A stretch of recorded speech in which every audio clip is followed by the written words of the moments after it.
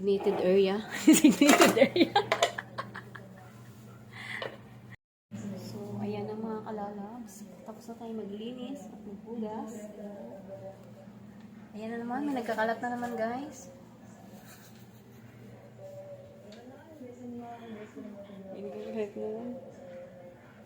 Natin ang mga hinugasan natin sa kanilang mga designated area. Designated area.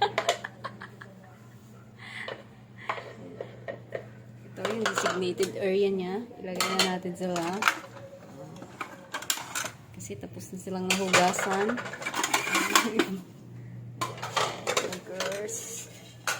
Guys. Nagluluto ng ass candy ang aking only girl. Only ka iha na pasaway. Yan.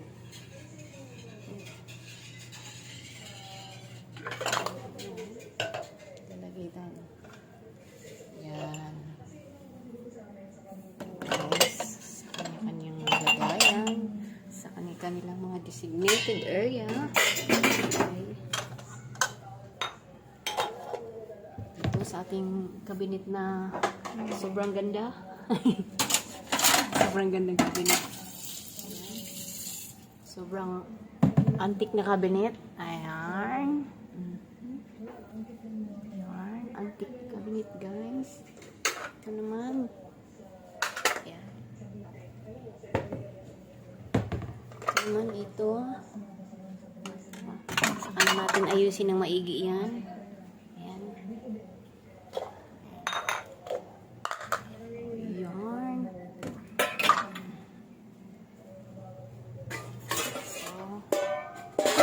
Ating mga covers.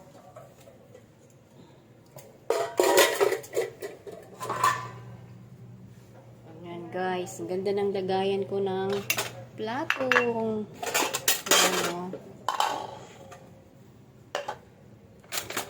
ayan mga kalalabs. Mga kalalabs. Kailangan yung bumili ng ganito mga kalalabs para hindi kayo, para pag may hugasan kayo, diretso na dito, patulo-tulo yung yung mga para hindi na tapos mahugasan, tuyo na siya.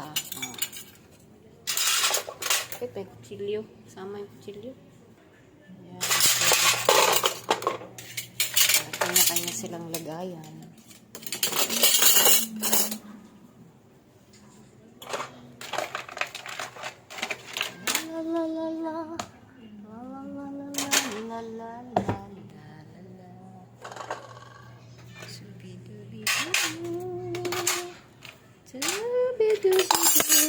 Ganda ng pag may ganitong lagayan guys. So, kasi pag nagugas ka ng plato, diretso mo na siya dito patuluan.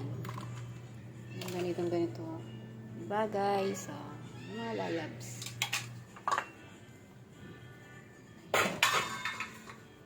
Yan. Yan. Ito, dito naman yung kanyang designated area. Yan. Dito lalabs. Yan.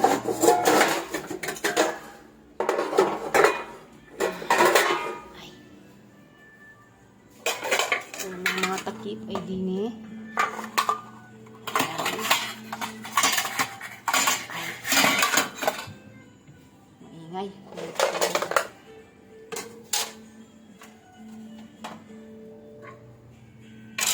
Mga takip ng dyan. Tsaka plato.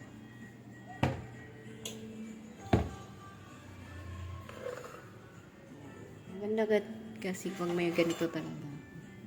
Mabilis mo siya na, at least na patulo mo na siya.